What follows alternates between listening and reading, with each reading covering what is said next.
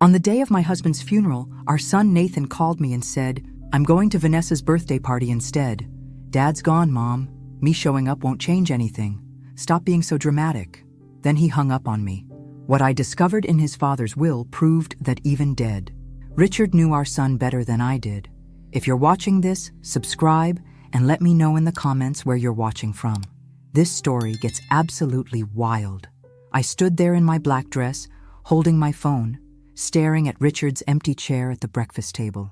The same chair where he'd eaten his oatmeal every morning for 32 years.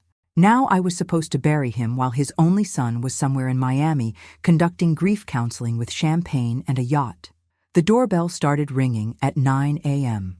First the florists, then the caterers, then Richard's business associates arriving early to pay their respects. Our house filled with the kind of people who'd known Nathan since he was in diapers. The same people who'd spend the entire day asking me the one question that would slowly drive me insane. "Where's Nathan?" I had my answer prepared. "He's processing his grief privately," which was technically true if you considered poolside mimosas and Instagram stories a form of mourning ritual. By noon, 300 people had gathered in our backyard. The governor came, Richard's college roommate who now ran the biggest bank in the state, even our old pastor who'd driven 2 hours just to say goodbye. Everyone who mattered was there. Well, almost everyone. I spent the entire service watching people scan the crowd, looking for the tall, dark-haired young man who should have been standing beside me, the son who was supposed to carry on Richard's legacy, the heir everyone expected to see graciously accepting condolences and discussing the future of the family business. Instead, I got to perfect my performance of Where's Nathan, a one-woman show I performed approximately 53 times that day. By the final act, I'd mastered the art of looking dignified while explaining that my son was too busy celebrating his girlfriend's birthday to attend his father's burial. But here's what nobody knew. While Nathan was posting party photos with champagne emojis, Richard had left me a letter that would change everything. A letter that proved my husband had been watching our son's transformation with the same growing horror I'd been trying to ignore. And by the time I finished reading that letter, I knew Nathan was about to learn the most expensive lesson of his entitled life. Let me tell you how we got here, because Nathan wasn't always a walking disappointment. 2 years ago, my son actually returned my phone calls. He showed up for Sunday dinners without negotiating payment. He even pretended to care about learning the family business that Richard had spent 40 years building from absolutely nothing. Then Vanessa Hart happened to him like a perfectly manicured natural disaster. I'll never forget our first meeting. She walked into my house wearing a white dress that probably cost more than most people's cars, looked around our 12-bedroom, Architectural Digest-featured home, and said, "What a cute little cottage. Very rustic. I decided right then that this girl had either never seen a dictionary or had nerves of pure steel. Probably both, considering she was dating my son for his inheritance potential. But Nathan just stood there grinning like she'd announced his Nobel Prize nomination. That's when I knew we were dealing with a professional. Richard was more direct in his assessment. After they left that first dinner, he turned to me and said, "That girl counted the silverware, Margaret. I watched her do it twice." He was right. Within 6 months, Nathan had moved out of his perfectly nice apartment and into a downtown penthouse that Vanessa had somehow discovered during one of their romantic walks. Within a year, he was asking Richard for business loans to fund ventures that made about as much sense as opening an ice cream shop in Antarctica.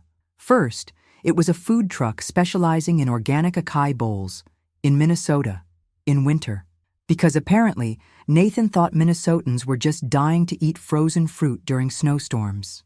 That brilliant venture lasted exactly 3 months before Nathan came home asking for money to pivot the business model, corporate speak for admit this was insane. Then came the cryptocurrency trading phase, which went about as well as you'd expect from someone who still asked me to help him understand his credit card statements. The grand finale was a partnership with his college roommate to flip houses, right before said roommate disappeared with $60,000 and left Nathan holding contracts written in what might as well have been ancient Sanskrit. Each time Nathan failed spectacularly, Richard would give him the lecture about hard work and responsibility. And each time, Vanessa would roll her eyes and whisper something in Nathan's ear that made him look at his father like Richard was some old fool who'd gotten lucky with real estate and stumbled into success. "Your dad doesn't understand modern business," she'd say, just loud enough for me to hear. "He's stuck in the past. The past that had made our family wealthy enough for Nathan to lose $60,000 on imaginary house flips and still have dinner on the table. The worst part was watching my son transform from someone who used to ask Richard's advice about everything to someone who openly questioned every decision his father made, usually with Vanessa nodding encouragingly in the background like some kind of ambitious cheerleader. "Maybe it's time for fresh blood in the company," Nathan said during our last family dinner together. "Someone who understands social media and digital marketing." Richard looked at him steadily. "Son, show me you can successfully run a lemonade stand before you start redesigning a 40-year-old company." Nathan's face went red. Vanessa smirked. And that was the last time Nathan bothered showing up for Sunday dinner. Until today, when he couldn't even bother showing up for his father's funeral. But as I watched Richard's friends and colleagues fill our house with flowers and condolences, I had no idea that Nathan had just made the biggest mistake of his entitled life. The funeral was a masterclass in public humiliation disguised as a memorial service. Every conversation followed the exact same script. "Margaret, I'm so sorry for your loss. Richard was an extraordinary man. Thank you. That's very kind. Where's Nathan? I haven't seen him yet. He's processing his grief privately." Awkward pause. Concerned look. "Oh, well, please give him our condolences." By the third hour, I was seriously considering having business cards printed. "Nathan Blake regrets he cannot attend his father's funeral due to prior champagne commitments. Please direct all sympathy to his Instagram account." The pastor delivered a beautiful eulogy about Richard's dedication to family values and building a lasting legacy. The irony wasn't lost on anyone, especially since the family's designated legacy carrier was currently posting Instagram stories from what appeared to be a floating bar somewhere in international waters. I checked my phone during the reception and found Nathan's latest masterpiece, a video of him and Vanessa clinking glasses while Good Times played in the background. The caption read, "Life's too short not to celebrate the people you love. Happy birthday to my queen. Birthday queen. Living our best life. Blessed." Posted 47 minutes ago, right around the time we were lowering his father into the ground. Because apparently Nathan's grief processing required a soundtrack and hashtags. I turned off my phone and pasted my smile back on just as David Caldwell approached me. David had been Richard's business partner for 15 years, a solid, dependable man who'd always treated me like an actual human being instead of just Richard's wife who doesn't understand business. "Margaret, I can't imagine how difficult this must be, and I don't want to add to your stress, but we should probably discuss Richard's business affairs soon." "Of course. Maybe next week when things settle down?" "Absolutely. And Margaret?" He lowered his voice. "I know Nathan's having a hard time processing this loss. When he's ready to step into his role at the company, I'm here to help however I can." Nathan's role. The son who couldn't be bothered to show up for his father's burial was going to take over a multi-million-dollar business. That seemed about right for the boy who'd lost $60,000 on houses that never existed. After the last guests left, I found myself standing in Richard's study, surrounded by 40 years of awards and family photos. Everything he'd built, everything he'd hoped to pass down to the next generation of Blakes. The phone rang. I knew who it was before I answered. "Mom, how did everything go? I'm really sorry I couldn't be there. But Vanessa's entire family flew in from California, and it would have been incredibly rude to just abandon her on her birthday." "Nathan," my voice came out surprisingly steady. "Your father was buried today. I know that. Look, I'm grieving too, okay? I just process things differently. I don't need some big ceremony with a bunch of people I barely know to remember Dad. 300 people came to honor your father. 300 people who loved and respected him, and every single one asked me where you were.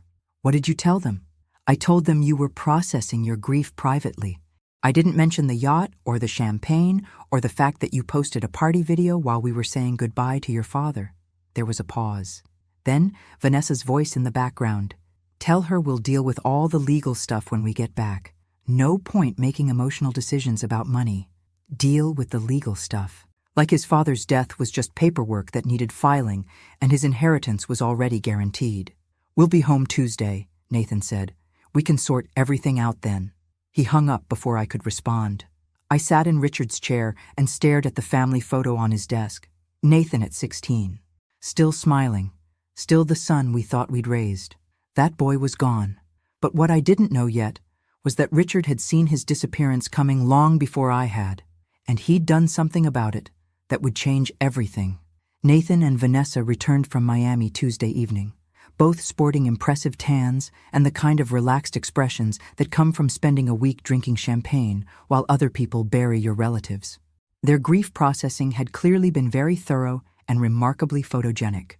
"The house feels so empty without Dad," Nathan said as they walked through the front door, though he seemed more focused on checking his phone than absorbing any profound grief. Vanessa looked around the foyer like she was already mentally measuring for new furniture. "It's going to need some serious updating once we move in.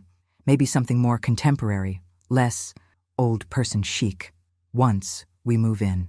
I'd been wondering when that particular shoe would drop, and apparently it was dropping with the subtlety of a piano falling from a third-story window.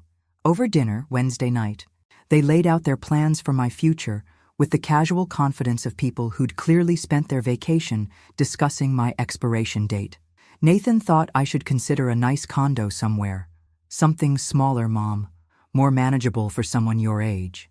Vanessa suggested I might enjoy a retirement community. "They have activities and scheduled meals. You'd make so many friends."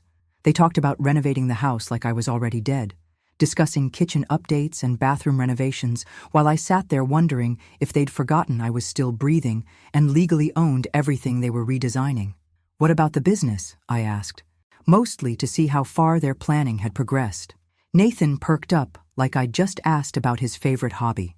"I've been thinking about that. Dad was brilliant, obviously, but his approach was pretty outdated. I want to bring the company into the digital age. Social media marketing, influencer partnerships, maybe even some cryptocurrency investments. The same cryptocurrency investments that had cost him $40,000 6 months ago, but apparently failure was just another word for experience in Nathan's business dictionary. And Vanessa has some incredible ideas about modernizing our brand image," Nathan continued enthusiastically.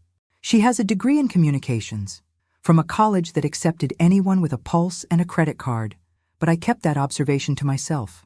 No point spoiling their professional planning session." "Have you discussed any of this with David?" I asked. "David's a nice guy, but he's old school like Dad was. I think it might be time for some changes in leadership. Fresh perspectives, you know?" Vanessa nodded enthusiastically.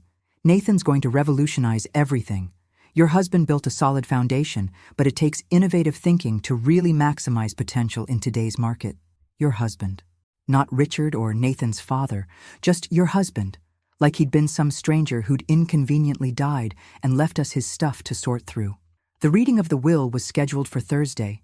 Nathan spent Wednesday researching luxury cars online while Vanessa browsed real estate websites, looking at investment properties they could purchase once their windfall arrived. It was like watching two kids plan their Christmas morning, except the presents belonged to someone who'd been dead for less than a week. Thursday morning, Nathan put on his best suit, the one Richard had bought him for job interviews he'd never bothered attending. Vanessa wore a black dress that somehow managed to look both funeral appropriate and celebratory, which was either impressive fashion sense or deeply disturbing psychology. "I'm nervous," Nathan admitted as we drove to the lawyer's office. "It feels so final, you know? Like Dad's really gone." It was the most human thing he'd said in 2 years. For just a moment, I saw a flash of the son I used to know. Then Vanessa reached over and squeezed his hand. "Baby, your father would want you to be happy. He'd want you to build something amazing with what he left you." And just like that, the moment was gone, replaced by Nathan's excited smile as he contemplated building something amazing with his dead father's money. The law offices of Brennan and Associates occupied the top floor of a downtown building that Richard had helped finance 20 years earlier. Mr. Brennan himself handled all of Richard's legal affairs, a distinguished man in his 70s who'd been drawing up contracts since before Nathan learned to tie his shoes. We sat in his conference room overlooking the city, Nathan practically vibrating with excitement while Vanessa checked her makeup in her phone camera. David Caldwell was there too, looking formal and slightly uncomfortable in his navy suit. "Before we begin," Mr. Brennan said, adjusting his glasses with deliberate precision, "I want to express my condolences again. Richard was not only a client, but a friend, and his loss leaves a significant void in our business community." Nathan nodded impatiently. "Thank you. Whenever you're ready to start." Mr. Brennan opened the file with the slow deliberation of someone who'd done this hundreds of times. "This is the last will and testament of Richard James Blake, updated and notarized 6 weeks before his death." 6 weeks. Something cold and sharp settled in my chest. Richard had changed his will 6 weeks ago and never mentioned it to me. That seemed like the kind of thing spouses usually discussed. "To my beloved wife Margaret," Mr. Brennan read, "I leave my eternal gratitude for 32 years of love, patience, and partnership. You have been the foundation upon which everything good in my life was built." Nathan shifted in his seat, clearly wondering why this was taking so long when they could just cut to the inheritance distribution and get on with their lives. "To my son Nathan," Mr. Brennan continued, "I leave my hope that you will someday understand the difference between earning something and expecting it, between building a legacy and inheriting one." The room went quiet. That definitely didn't sound like the beginning of a generous inheritance speech. "After careful consideration and much prayer, I am leaving my entire estate, including all properties, business interests, and financial assets, to my wife, Margaret Blake, with complete confidence in her wisdom and judgment." You could have heard a pin drop. Nathan's face went through about 6 different expressions in 3 seconds, like he was trying to process a foreign language or math. Both had always been challenging for him. "However," Mr. Brennan continued, "I understand that Margaret may wish to provide for our son according to her own discretion and timeline. Therefore, any decisions regarding Nathan's inheritance will be left entirely to Margaret's judgment." Nathan looked like someone had just explained that Santa Claus wasn't real, and also he owed back taxes. "What does that mean exactly?" Mr. Brennan looked at me with something that might have been sympathy. "It means your mother now controls everything your father owned. She can choose to share it with you or not. The decision is completely hers." Vanessa's mouth opened and closed like she was trying to catch flies. David was staring at his hands like they contained the secrets of the universe, and Nathan was looking at me like I'd suddenly started speaking in tongues. "Mom?" His voice cracked like he was 12 years old again. We'll figure this out, right? Dad probably just wanted to make sure you were taken care of first. That makes sense, right?" I looked at my son, this man who'd skipped his father's funeral to attend a birthday party, who'd spent 2 years treating our family like a personal ATM, who'd brought his gold-digging girlfriend to plan their future in my house the day after we buried his father. "I need time to think about it," I said quietly. And for the first time in 2 years, Nathan looked genuinely terrified. The drive home was the longest 20 minutes of my life. Nathan gripped the steering wheel like it was the only thing anchoring him to reality. Vanessa stared out the passenger window in complete silence, which might have been the first time since I'd met her that she wasn't calculating something out loud. When we pulled into the driveway, she finally exploded like a pressure cooker that had reached its limit. "This is completely insane. What kind of father does that to his own son? There has to be some kind of legal challenge we can make, or maybe the will is invalid, or—" "Vanessa." Nathan's voice was sharp enough to cut glass. "Stop." She whirled on him like a tornado changing direction. "Stop? Nathan, we're talking about millions of dollars, your inheritance, our future." "It's not our future," he said quietly. And for the first time since I'd known him, Nathan sounded like Richard. It never was our future. It was always Dad's money. I got out of the car and walked toward the house, leaving them to their reality check. Inside, I went straight to Richard's study and sat in his chair, trying to process what had just happened. Richard had left me everything. More than that, he'd given me the power to decide what Nathan deserved. The weight of that responsibility felt like trying to lift a mountain with my bare hands. I opened the desk drawer where Richard kept his personal papers and found an envelope with my name on it in his familiar handwriting. My hands shook as I opened it. "My dearest Margaret," it began. "If you're reading this, then you know about the will, and you're probably wondering if I've lost my mind. The truth is, I've been watching our son for the past 2 years, and I've seen him become someone I don't recognize. Someone who values money more than family, who treats you with casual disrespect, and who has chosen a partner who sees us only as a source of wealth. I had to stop reading for a moment. Richard had seen it all, understood it all, and never said a word to me about how much it was hurting him. I know this puts you in an impossible position, the letter continued. You've always been the heart of this family, the one who believed in forgiveness and second chances. If Nathan can prove himself worthy of this inheritance, I trust you to recognize it. And if he can't, well, at least the choice will be yours, not mine. I've watched him break your heart too many times. I won't let him break your future too. The letter was signed, "All my love and complete confidence, Richard." I was still holding the letter when Nathan knocked on the study door. "Mom, can we talk? Alone?" I folded the letter and put it away. "Come in." He entered without Vanessa, which was encouraging. He looked younger somehow, uncertain in a way I hadn't seen since he was a teenager, asking permission to take the car. "I owe you the biggest apology of my life," he said, sitting across from the desk. "I've been a terrible son. Missing Dad's funeral was unforgivable. It was what I'd wanted to hear for 2 years. So why did it feel as empty as a campaign promise?" "Go on," I said. "I know I've made mistakes, the business failures, the attitude, letting Vanessa influence how I treated you and Dad. But I want to change. I want to be the son you both deserved." He looked so sincere sitting there, like a defendant pleading for mercy. Part of me wanted to believe him, wanted to forgive everything and pretend the last 2 years had been a bad dream we could all wake up from. "What about Vanessa?" I asked. Nathan hesitated, and in that hesitation, I heard everything I needed to know. "What about her? She's been planning your inheritance since the day I met her. She referred to your father as your husband, like he was some stranger who'd inconveniently died and left us paperwork to sort through.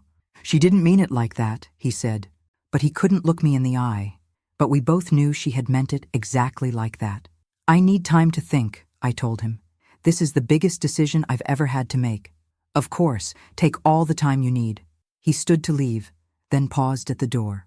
"But Mom, I really am sorry about everything." After he left, I sat alone in Richard's study until long after the sun went down. I thought about the little boy who used to help me bake cookies and bring me dandelions from the garden. I thought about the teenager who'd cried when his goldfish died. I thought about the young man who'd been so excited to learn about his father's business. And I thought about the man who'd hung up on me when I'd begged him to come to his father's funeral. By morning, I knew what I had to do, and it wasn't going to make anyone happy except Richard's memory. I asked Nathan to come to the house the next day, alone. When he arrived, I was waiting in the living room with Richard's old wooden jewelry box on the coffee table. "Where's Vanessa?" I asked. "She's taking some space to process everything. She thought this should be between family." That was probably the smartest decision she'd made since I'd met her, though I suspected it had less to do with respect and more to do with not wanting to witness potential bad news firsthand. Nathan sat across from me, eyeing the wooden box with the desperate hope of someone buying a lottery ticket. "Your father left you something specific," I said. "Something he wanted you to have regardless of any other decisions about the inheritance." His face lit up like Christmas morning. "Really? What is it?" I handed him the box. He opened it carefully with the reverence of someone handling ancient artifacts, and I watched his expression shift from excitement to confusion to dawning horror. Inside was Richard's old Timex watch, not his expensive Rolex or the gold anniversary watch I'd given him for our 20th wedding anniversary. The $20 Timex he'd worn when we were first married, when we had nothing but dreams, determination, and a shared checking account with 2 digits. "I don't understand," Nathan said, his voice barely above a whisper. "Your father wore that watch every day for the first 10 years of our marriage. When he was building the business from nothing, when we couldn't afford to eat out, when every dollar mattered and every decision could make or break our future." Nathan lifted the watch carefully, like it might explode. There was an envelope underneath it. "Read the letter," I said. Nathan unfolded the paper with shaking hands. "Son, this watch represents the only time in my life when I truly understood the value of hard work and sacrifice, when I was building something instead of expecting it to be handed to me, when I earned every success through effort instead of inheritance. I hope someday you'll understand why this is more valuable than any amount of money I could give you." Nathan looked up at me with tears in his eyes and panic in his voice. "Mom, what are you saying?" I took a deep breath and delivered the words that would change both of our lives forever. "I'm saying that watch is your inheritance, Nathan. All of it." The hope died in his eyes so quickly it was almost violent. "You can't be serious." "I am completely serious." But I apologized. I said I wanted to change. I meant it. "You did say that, and maybe you even meant it. But Nathan, you missed your father's funeral to go to a party. You brought your girlfriend here the day after we buried him and let her plan your future like I was already dead and buried too." I said I was sorry. Sorry doesn't undo 2 years of selfishness. Sorry doesn't bring your father back to see the man you claim you want to become. And sorry doesn't prove that this isn't just another performance designed to get what you want. Nathan stood up abruptly, the watch clattering to the floor like a broken promise. "This is insane. You can't just cut me out of everything. I'm his son, and I'm his wife. The wife he trusted to make this decision when he could have left everything to you automatically." "Vanessa was right about you," Nathan said, his voice turning cold and ugly. "You're just a bitter old woman who can't stand that I found someone who actually loves me." And there it was. The real Nathan. The one who'd been hiding behind the apologies and promises. The entitled, angry man who'd been there all along. "Vanessa loves your trust fund," I said calmly. "When that's gone, we'll see how much she loves you." Nathan's face twisted with rage. "Fine. Keep your money. But don't expect me to stick around and take care of you when you're old and alone in this house." He headed for the door, then turned back with the cruelest smile I'd ever seen on his face. "And don't expect me to come to your funeral either." The front door slammed hard enough to rattle the windows and probably wake the neighbors. I picked up the watch from where he'd dropped it and held it in my hands. Such a small thing to represent such a big lesson. But something told me this wasn't over. Nathan had never handled rejection well, even as a child. And now he had Vanessa whispering poison in his ear about lawsuits and legal challenges. I was right to be worried, but I was also right to prepare for what came next. For 3 weeks, I heard absolutely nothing from Nathan. No angry phone calls, no threatening texts, no dramatic visits with legal papers. It was like he'd vanished into thin air, which frankly was an improvement over his previous communication style. David Caldwell called occasionally to check on me and handle business decisions that couldn't wait. Richard's company was running smoothly despite the change in ownership, though David mentioned that Nathan had been asking questions around town about challenging wills and finding lawyers who specialized in inheritance disputes. "I don't think he has any legal grounds," David assured me during one of our weekly check-ins. "Richard's will is absolutely ironclad, and he was clearly of sound mind when he wrote it." "What about Vanessa? Is she still in the picture?" I asked, though I suspected I already knew the answer. "Actually, no. Someone saw Nathan at Murphy's Tavern downtown, alone. Apparently Vanessa moved back in with her mother about a week after the will reading. Murphy's Tavern was a working-class bar where construction workers went to drink beer and complain about their day. Not exactly where I'd expected to find Richard Blake's son, but life had a way of teaching lessons, whether you wanted to learn them or not. Then, on a Thursday morning exactly 3 weeks after our confrontation, Nathan showed up at my door looking like he'd been living in his car. He was alone, which was encouraging. His clothes were wrinkled, his hair unwashed, and something in his eyes looked fundamentally different. "Can I come in?" he asked quietly, without his usual entitled swagger. I stepped aside and let him into the foyer.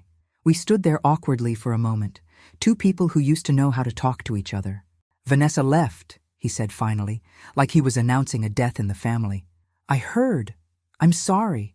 And surprisingly, I was.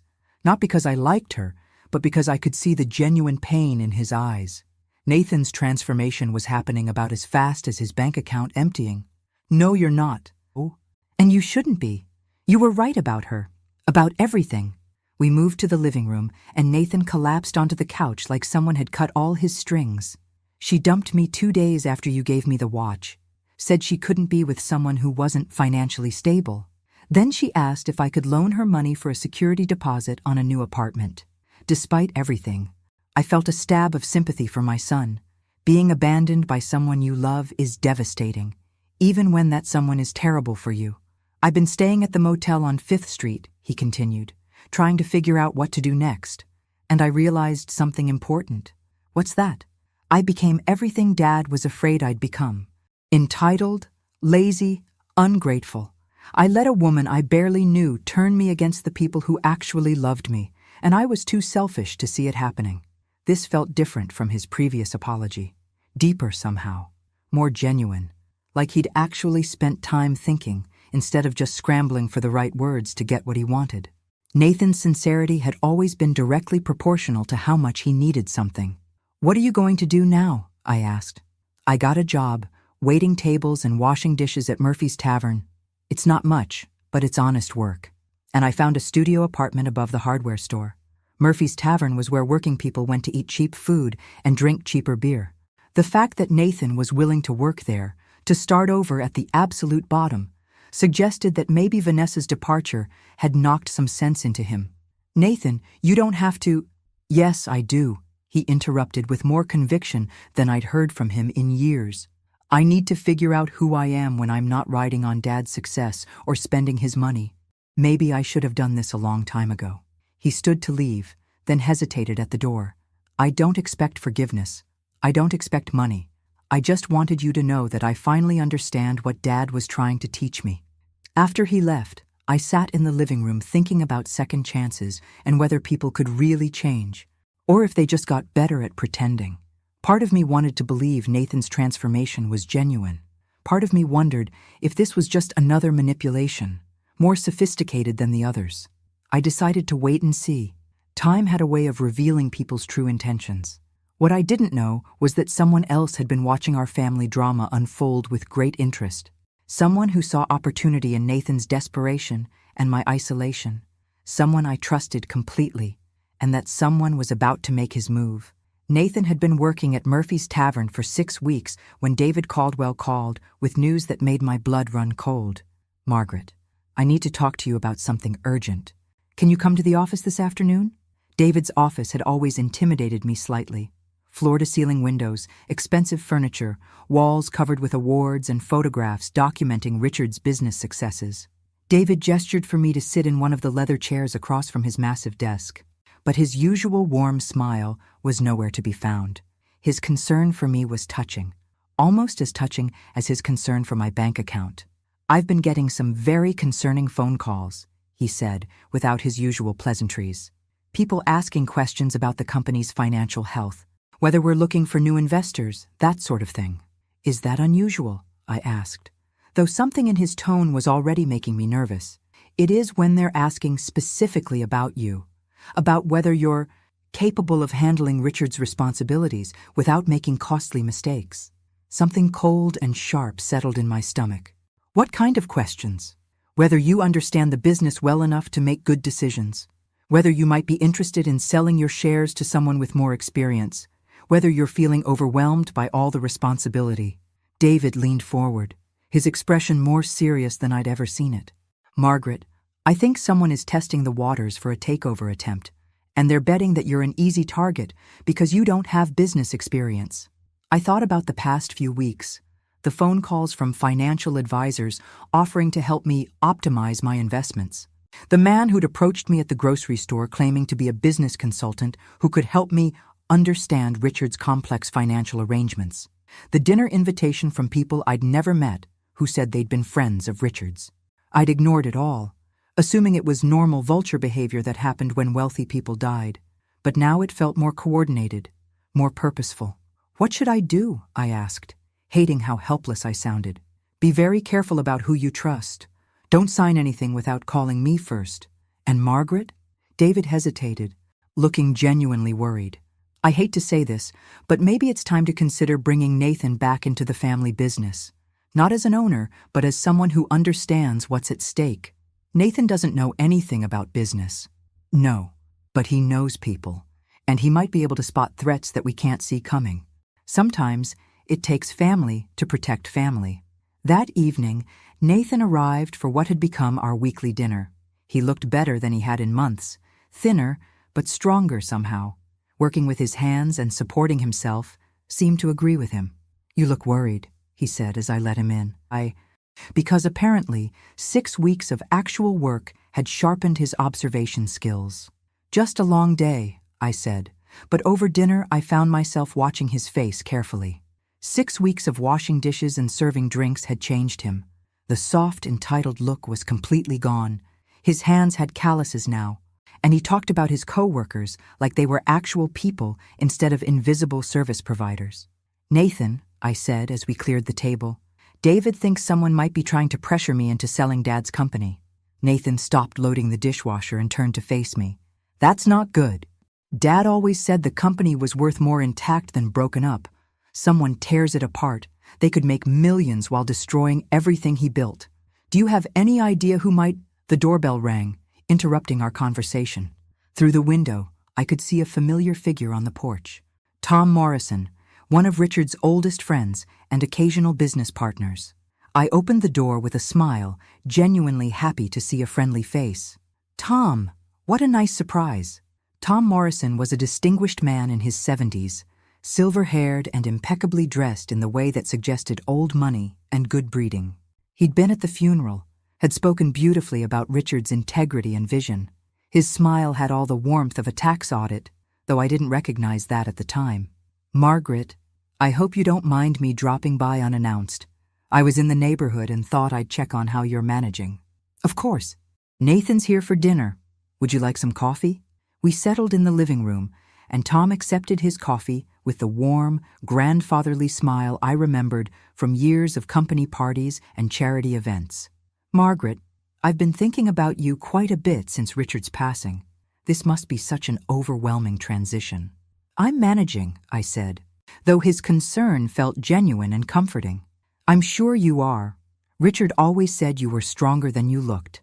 Tom's expression grew more serious. "But I imagine the business side of things feels daunting. All those decisions, all that responsibility. David's been very helpful guiding me through everything. David's a good man, but he's not family. And frankly, Margaret, I've been hearing some concerns from Richard's other business associates about the company's direction under the current circumstances." Nathan had been quiet until now, but I saw him stiffen slightly. "What kind of concerns?" I asked. "Well, you know how the business world works. Richard was the driving force behind everything. Without his leadership, people start to worry about stability, about whether the company can maintain its competitive edge." Tom leaned forward with the expression of someone delivering difficult but necessary news. "Margaret, I've been talking to some very reputable investors who might be interested in taking this burden off your shoulders. They'd pay fair market value for your shares, and you could enjoy your retirement without all this stress." The coffee cup felt suddenly heavy in my hands. "That's very thoughtful, Tom, but I'm not interested in selling. I understand your hesitation, and I respect your loyalty to Richard's memory. But Margaret, be realistic about the situation. You've never been involved in day-to-day operations. The company needs experienced leadership, and frankly, it needs it soon. Every day you wait, the value decreases." Nathan stood up with the quick movement of someone who'd just recognized a threat. "Mr. Morrison, I think my mother's been pretty clear about her position." Tom's friendly expression faltered slightly, like a mask slipping. "Nathan, I heard about your situation with the inheritance. That must be difficult to process. Actually, it's been the best thing that ever happened to me." Tom looked between us, clearly recalculating his approach. "Well, perhaps you should think about my offer, Margaret. I'll call you in a few days to see if you've reconsidered." After he left, Nathan and I sat in silence for several minutes. "Mom," he said finally, "I think you just met your first vulture." And something told me Tom Morrison was just the beginning. I called David the next morning and told him about Tom Morrison's visit. There was a long, troubling pause on the other end of the line. "Margaret, I need to tell you something, and you're not going to like it. Tom's been calling the other partners too, asking detailed questions about our client contracts, our debt structure, whether we're vulnerable to acquisition." My stomach dropped. But he was Richard's friend. Richard's friend, not Richard's protector. And Margaret, there's something else. Tom's been asking specifically about Nathan, about his financial troubles, his failed businesses, whether he might be willing to pressure you into selling. The picture was becoming clearer and uglier. They thought Nathan would be their inside man. Exactly. They were counting on him being desperate and resentful enough to work against you. What they didn't count on was his actual transformation. That afternoon, Nathan showed up at the house still wearing his Murphy's Tavern uniform, smelling like French fries and determination. "I've been thinking about Tom Morrison's visit," he said. "These people are predators, Mom. They're going to keep circling until they find a weakness they can exploit." Nathan's eyes had taken on an intensity I hadn't seen since he was a child, planning elaborate schemes to avoid doing his homework. What if we gave them exactly what they're expecting to see? What if I played the part of the bitter, disinherited son who wants revenge against his mother? That sounds incredibly dangerous. It is dangerous. But it's also the only way we're going to find out exactly who's behind this and how far they're willing to go to steal Dad's company. I studied my son's face, seeing echoes of Richard's strategic thinking. Why would you do that? Why take the risk? Because for the first time in years, I feel like I'm actually useful to this family. Because Dad built something important, and I want to protect it. He paused, his voice becoming softer. And because I owe you both more than I can ever repay. The next day, Nathan called Tom Morrison and arranged to meet for lunch. He wore his most expensive clothes, remnants from his Vanessa days, and played his part with the skill of someone who'd spent years manipulating people to get what he wanted. "Mr. Morrison, I've been thinking about what you said to my mother, about the company needing experienced leadership." Tom's interest was immediate and predatory. "Go on." "I think she's in over her head. She won't admit it, but she's scared. She calls David constantly asking for advice about basic business decisions." Nathan was laying it on thick, but Tom was eating it up like free caviar at a charity auction. "That must be frustrating for you, watching someone else make choices about your family's legacy." "It is, especially when those decisions could destroy everything my father built." Nathan leaned forward conspiratorially. "Mr. Morrison, what if I told you I might be able to convince her to listen to reason? To seriously consider your investor's offer?" Tom's smile reminded me of a shark who'd just spotted wounded prey. "I'd say that would be very beneficial for everyone involved, including you, of course." They shook hands, and Nathan walked away feeling sick to his stomach. But he'd confirmed what we suspected. Tom Morrison was actively working to steal our company, and he thought Nathan would help him do it. Over the next week, Nathan fed Tom carefully crafted information about my supposed doubts and fears, while David and I worked with our lawyers to understand exactly what legal protections we had. But we were about to discover that Tom Morrison wasn't the real threat. He was just the visible part of a much more dangerous plan, orchestrated by someone I trusted completely, someone who'd been playing a much longer game than any of us realized. Everything fell apart on a Wednesday that started like any other day, and ended with me questioning everything I thought I knew about loyalty and friendship. Nathan had been feeding information to Tom Morrison for 2 weeks, learning about the attempted takeover while we built legal protections around the company. It seemed like we were winning a game we barely understood. Then Nathan came home from his meeting with Tom, looking like he'd seen something that had fundamentally shaken his worldview. "Mom, we have a much bigger problem than Tom Morrison." He sat heavily at the kitchen table, still wearing his work clothes but looking older somehow, more serious than I'd seen him since Richard's death. "I was supposed to meet Tom at his office today, but when I got there, he wasn't alone. David was there. They were deep in conversation about finalizing the acquisition and making sure Margaret doesn't resist the transition." The words hit me like a physical blow. "What are you saying?" "David's been working with Tom from the beginning, Mom. He's been the one feeding them inside information about Dad's business, about our family situation, about how to approach you." I felt like the ground was shifting under my feet. "That can't be right. David's been helping me navigate everything since Richard died. Think about it," Nathan said gently, and I could see he hated having to destroy my faith in someone I trusted. "Who had complete access to all of Dad's financial information?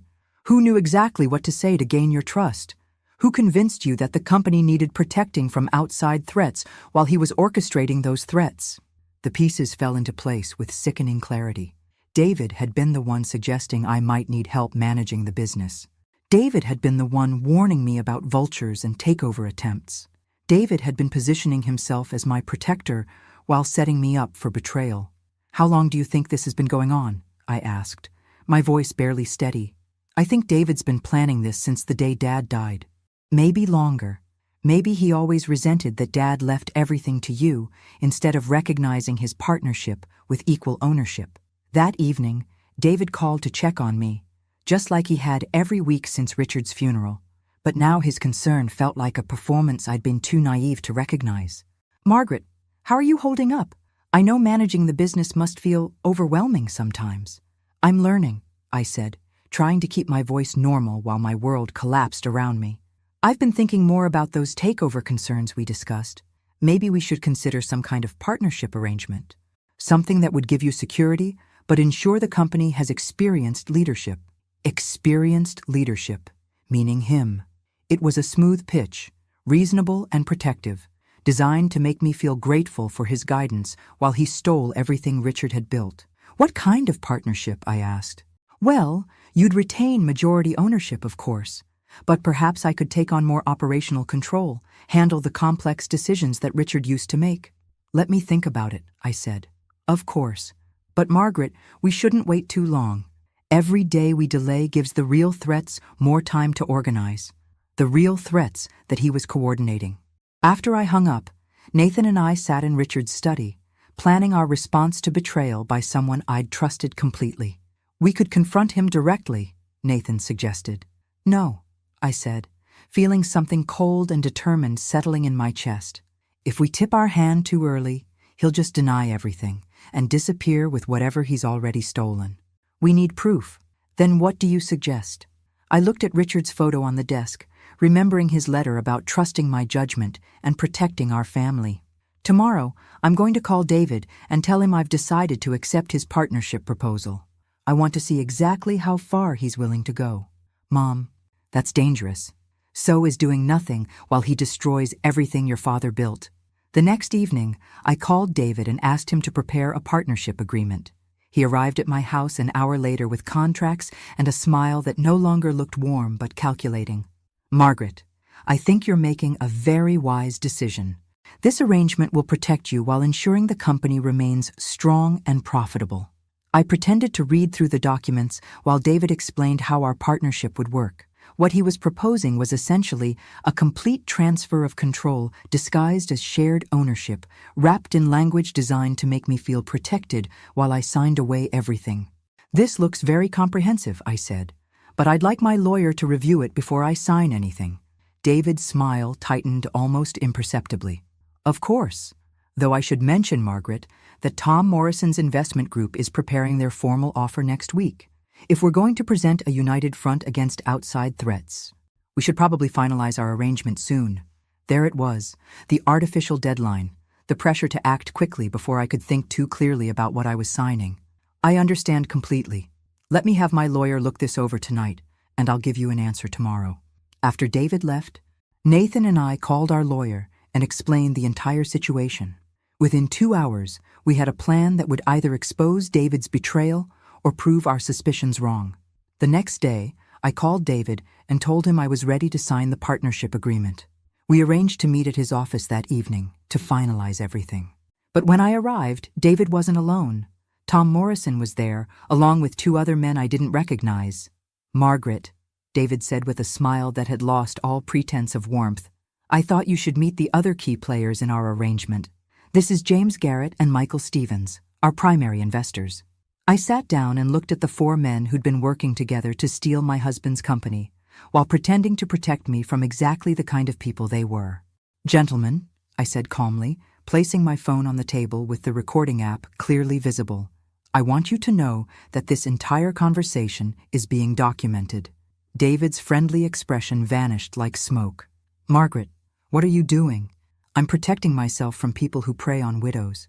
I'm documenting evidence of your conspiracy to defraud me out of everything my husband built while pretending to be my friend and advisor."